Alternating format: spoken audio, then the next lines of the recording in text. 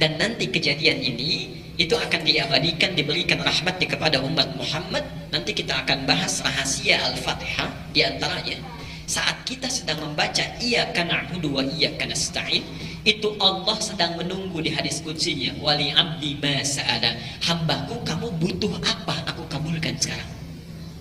Nanti kita akan lihat.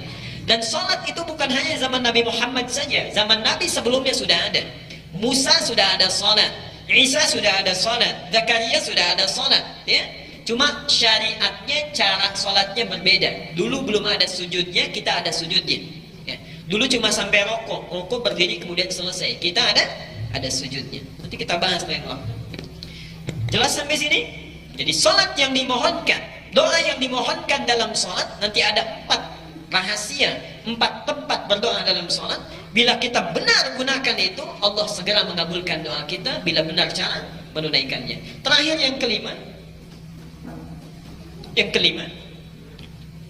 Allah berjanji di dalam Al-Quran, orang yang sholatnya benar ditunaikan sesuai dengan tuntunan Al-Quran dan sunnah Nabi SAW, maka dijanjikan oleh Allah, bila dia, sekali lagi lihat ya, bila dia masih beraktivitas dalam pekerjaan, akan disukseskan pekerjaannya, dibahagiakan hidupnya. Sukses dan bahagia. Sukses dan bahagia. Dalilnya langsung surat ke-23. Surat apa? Al-Mu'minun. Quran surat 23 Al-Mu'minun ayat 1 dan 2. Qad aflahal mu'minun. Qad aflahal mu'minun. Sungguh jangan ragu, orang mukmin itu pasti sukses dan bahagia. Jadi di Quran itu ada kata fauz. Kalau fauz sukses saja, terulang 29 kali dalam Al-Quran. Yang kedua ada falah. Kalau falah dalam bahasa Inggris ini bukan happy tapi sukses. Okay. Falah.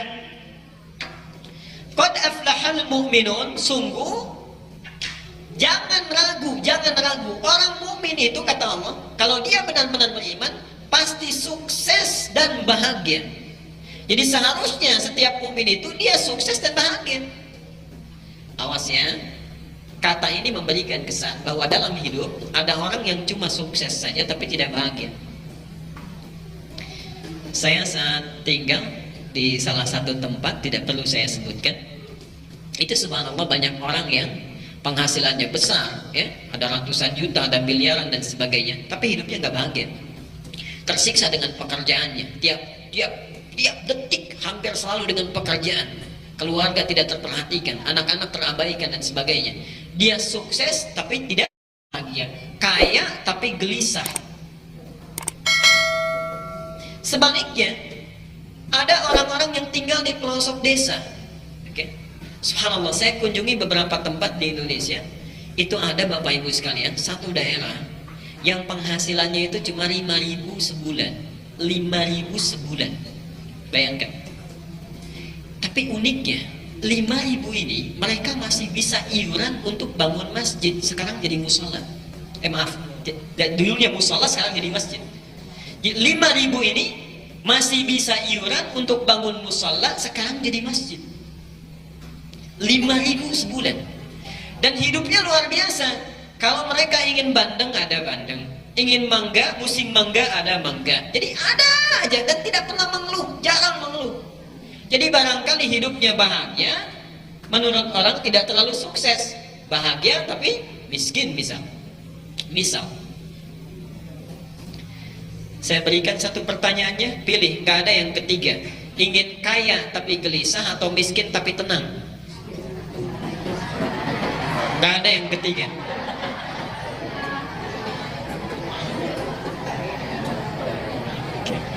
Kaya tapi gelisah atau miskin tapi tenang?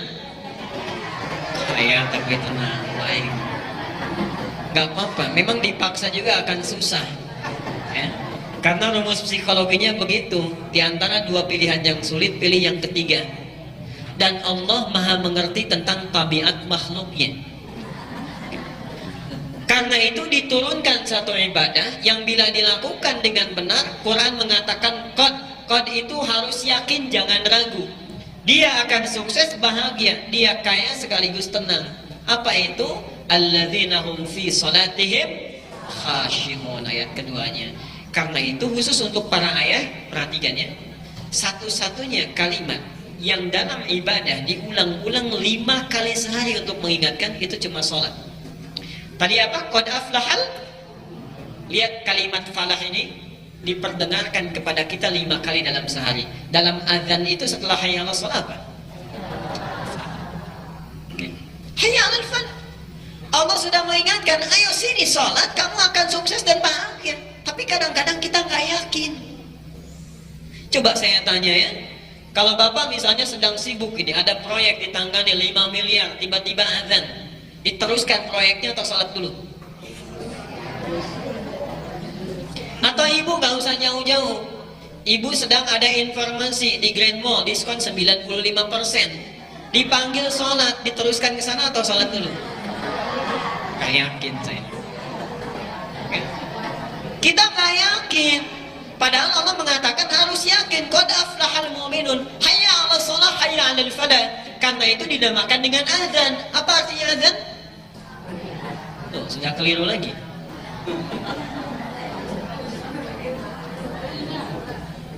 Panggilan itu bahasa fikih. Azan itu secara bahasa itu artinya telinga. Oh. Lihat sini, dari kata uzun asalnya, uzun itu telinga, jamaknya azan. Kenapa disebut dengan azan? Karena kalimat ini satu-satunya kalimat yang pasti didengar oleh orang yang punya telinga. Perhatikan, kalau Mesir azan, selesai azan itu Libya azan. Libya selesai azan, Tunisia azan. Tunisia selesai azan, Aljazair azan, Maroko azan, Italia azan, Prancis azan, Spanyol azan. Ternyata lafaz azan itu 24 jam tidak pernah berhenti di muka bumi ini. 24 jam. 24 jam. Subhanallah, Bapak Ibu pernah coba googling ya. Ada seorang reporter yang menangis itu ketika melihat azan, mendengar azan. Di seluruh pelosok itu azan semuanya, tidak ada yang tidak. Jadi bahkan ada di Australia itu, di Australia pernah ada seorang masuk Islam hanya karena dengar azan subuh. Ini mohon maaf ya, kadang-kadang hidayah Allah, Ibu, itu bisa tiba tanpa kita duga. Mahal hidayah itu. Pernah dengar kisah sebentar? Ada seorang pemuda di San Francisco di Amerika. Beliau tinggal di flat dengan seorang Muslim. Jadi 2 orang mahasiswa tinggal di sana. Satu Muslim, yang satu Kristen. Yang Muslim ini kebetulan sedang keluar belanja. Dia membuka channel Masjidil Haram di Makkah. Biasanya channel pertama itu kan di sana ya, sholat di Makkah itu. Saat ditinggal, yang non Muslim ini duduk di depan TV-nya, dia lihat. Saat duduk itulah dia kembali si orang Islam tadi. Lalu Islam bertanya, sederhana saja, kata beliau, menurut kamu ada berapa orang yang ada di situ di Masjidil Haram saat itu? Kata anak muda yang non Muslim ini, dia katakan, ini kurang lebih 500.000 lah. Apa jawabnya? Tidak. Kapasitasnya mampu menampung 3,5 juta orang. 3,5 juta orang. Lalu disampaikan pertanyaan kedua, perhatikan ya kalimatnya. Menurut kamu, berapa lama yang dibutuhkan untuk mengatur 3,5 juta orang supaya mereka bisa rapih dalam saat yang bersamaan? Perhatikan apa jawabnya. Kata orang ini, saya kira butuh beberapa hari. Saya kira butuh beberapa hari.